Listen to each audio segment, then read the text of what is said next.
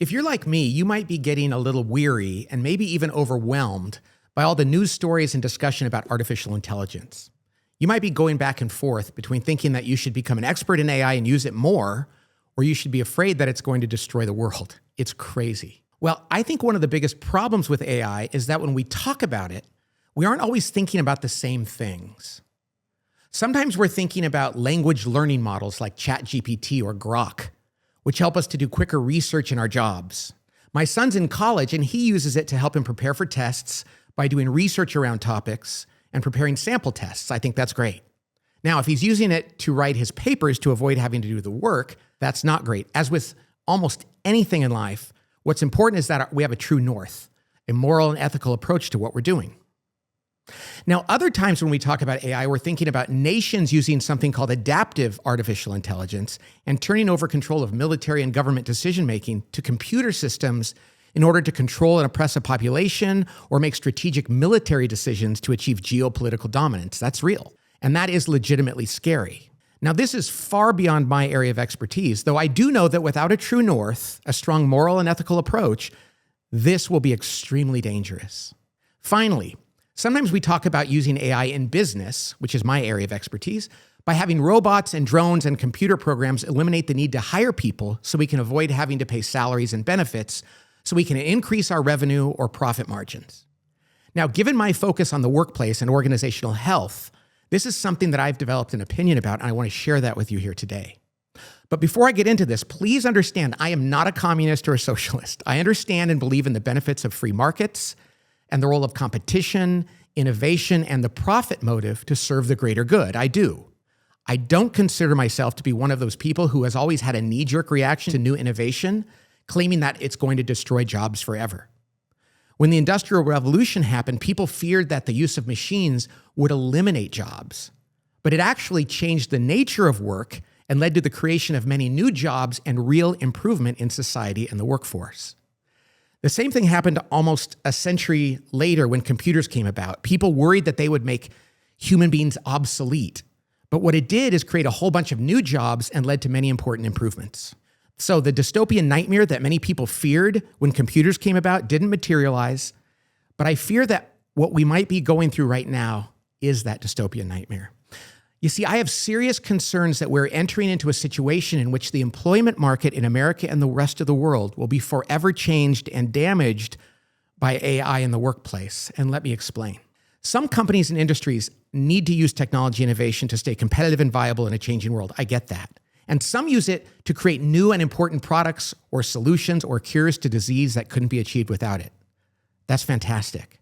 But there are companies today, more and more, who are already dominating their markets, making massive profits, and even stifling competition in their markets, and yet they're still pushing to replace people with technology in order to further drive down costs by reducing the need for salary and benefits, and to reduce the need to deal with the wonderful messiness of human interaction. It's as though they've lost sight of the reason for business, which I believe is to provide products and services and jobs for people who go on to be customers. It's the cycle of economics, which creates a source of dignity and contribution and purpose for people. And that serves the greater good.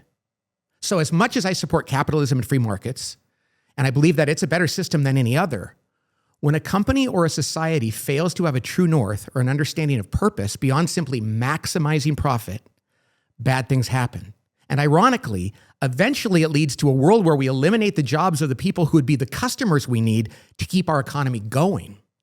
We start to see a world where a very small group of people make extraordinary profit in the short term, while the majority of people lose their jobs and their sense of purpose and fulfillment.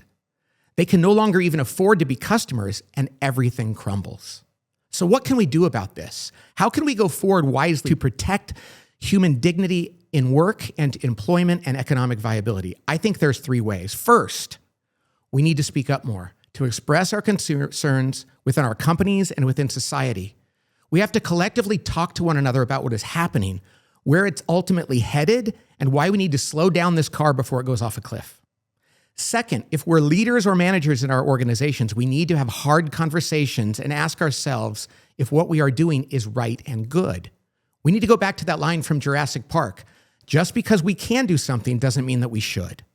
It's easy for people to think that we should do anything that leads to more short-term profit or efficiency, even if it hurts people and destroys the future of a vibrant economy. Finally, we as consumers need to think about not buying products and services from organizations that are trying to eliminate the jobs of our friends and family members and neighbors. In other words, we have to put the greater good of our society over the long term above our short-term conveniences. Yes, we might want to have our toothpaste delivered to our front door in 12 minutes by a drone, but we have to make a decision about whether that's worth the cost of watching jobs and the workplace disappear. Let's patronize companies that use real people to provide the human touch of service. Whether they're using people to deliver food or products to our homes, drive us to the airport, answering our customer service calls, or even checking us out at the grocery store. Let's cherish the interaction with people that we all need to live lives of dignity, purpose, and meaning.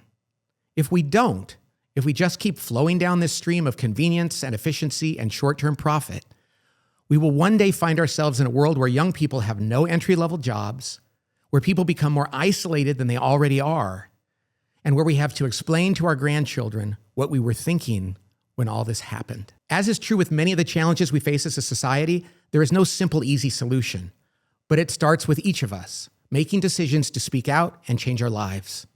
May God guide us and protect us in that pursuit.